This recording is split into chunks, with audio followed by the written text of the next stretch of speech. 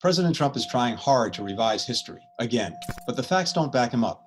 Hi, I'm Tony Blinken. I was Deputy Secretary of State during the Obama-Biden administration, and I'm now the Senior Foreign Policy Advisor to the Biden campaign.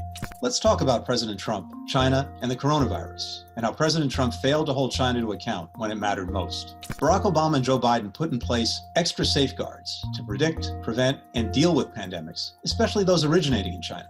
We kept a strong CDC presence on the ground there. We even had an American expert stationed in the Chinese Disease Control Agency to be our eyes and our ears. President Trump dismantled or diminished virtually all of it. He closed the White House Pandemic Office. He cut the number of CDC experts in China from 47 to 14. He left that key position that was our eyes and ears vacant in the months before the outbreak. In early January, after the outbreak started, the CDC wanted to get into China to get information to protect Americans. China said no. And President Trump didn't push.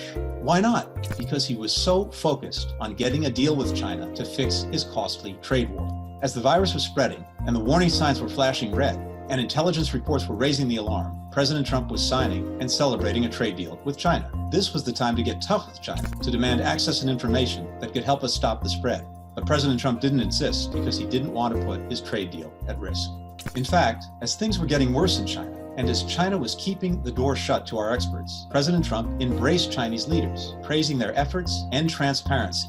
On January 22nd, 2 days after the first case of COVID-19 is confirmed in the United States, President Trump says he has, quote, a great relationship with President Xi, and they, quote, just signed probably the biggest deal ever made, end quote. You trust that we're going to know everything we need to know from China? I do. I have a great relationship with President Xi. On January 24, President Trump praises China again. The same day, the second case in the United States is confirmed. I think President Xi is working very, very hard. I spoke to him. But then, turning on a dime, President Trump tries to rewrite history. He starts to blame China for the pandemic.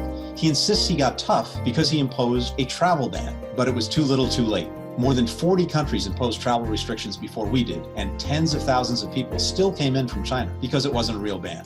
Did anyone see this differently? Joe Biden did. On the very same day, as President Trump was saying this, I spoke with President Xi. We had a great talk. He's working very hard, I have to say. He's working very, very hard. Biden was saying, I'd insist that China allow our scientists in to make a hard determination of how it started, where it's from, how far along it is. So now what? Let's talk about that and what a real leader like Joe Biden would do as president. He'd put CDC officials back in China rather than trusting Beijing with the health and safety of the American people.